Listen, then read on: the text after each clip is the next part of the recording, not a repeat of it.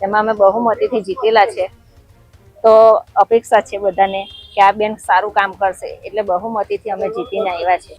એકલા હાથે એમણે સિંગલ મધર તરીકે એમના બે બાળકોને મોટા કર્યા છે। એ ભાજપનો અનોખો નિર્ણય ચર્ચામાં આવ્યો છે। ભાજપે સામાન્ય મહિલામાં વિશ્વાસ મૂક્યો તે પણ એક ગૌરવની વાત છે। હજુ સુધી તમે અમારી ચેનલને સબસ્ક્રાઇબ નથી કરી તો અત્યારે જ ન્યૂઝરૂમ ગુજરાતને સબસ્ક્રાઇબ કરો, ફેસબુક અને ઇન્સ્ટાગ્રામ પર ફોલો કરો।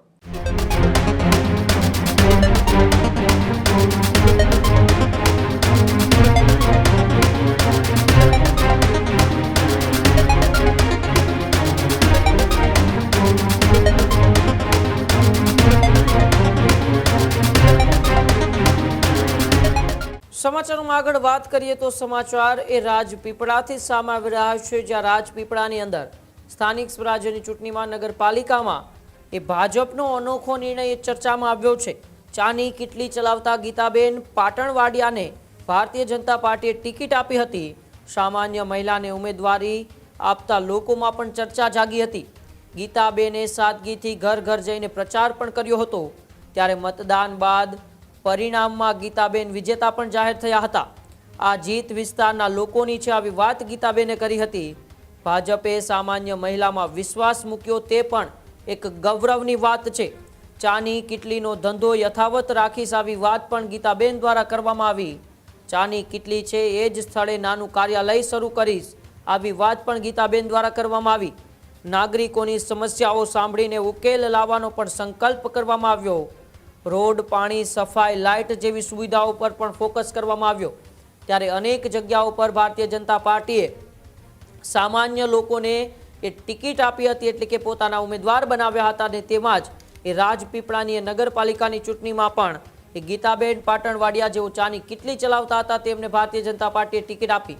અને હવે તેઓ જ્યારે વિજેતા થયા છે ત્યારે લોકોના કેવા તેઓ આવનારા સમયમાં કામ કરશે તેને લઈને તેઓએ શું કહ્યું, આવો આપણે ગીતાબેન જ સાંભળીએ। આજે હું 35 વર્ષથી ચાની લારી ચલાવું છું। તેમાંથી મને નગરપાલિકાની ટિકિટ મળી હતી, તેમાં અમે બહુમતીથી જીતેલા છે। તો અપેક્ષા છે બધાને કે આ બેન સારું કામ કરશે, એટલે બહુમતીથી અમે જીતીને આવ્યા છે।